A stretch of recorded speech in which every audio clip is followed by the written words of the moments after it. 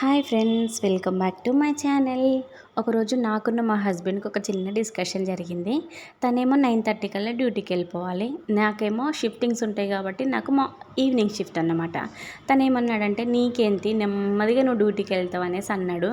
కానీ చూడండి, కిచెన్ ఇది. కిచెన్లో ఎంత ఘోరంగా బోళ్ళు ఉన్నాయో కదా. వాళ్ళు డ్యూటీస్కి ఇంకా స్కూల్కి వెళ్ళడానికంటే ముందు ఒకసారి అయిపోతుంది బోళ్ళు తోమడం.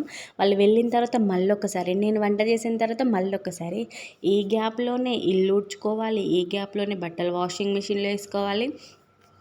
వాషింగ్ మిషనే ఉంది కదా, నువ్వేంటి అని కూడా అన్నాడు నన్ను. కానీ వాషింగ్ మిషన్లోకి అయితే బట్టలు రెక్కలచ్చి పోవు కదా, మనమే వేయాలి, మనమే బట్టలన్నీ తీసి మళ్ళీ ఎండేసుకోవాలి.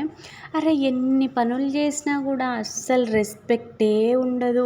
ఈ గ్యాప్లో వంట చేయాలి, ఎవరికి ఇష్టం వచ్చింది వాళ్ళకి చేయాలి. మళ్ళీ ఒక దాంట్లో కారం ఎక్కువైతే కారం ఎక్కువైందంటారు, ఉప్పు తక్కువైతే ఉప్పు తక్కువైందంటారు.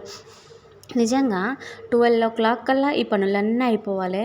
ఆ 12 వరకు నాకు ఒక్కొక్కసారి బ్రష్ చేయడం కూడా అవ్వదు. ఇంకా బ్రేక్ఫాస్ట్ సంగతి అయితే దేవుడే ఎరగాలి.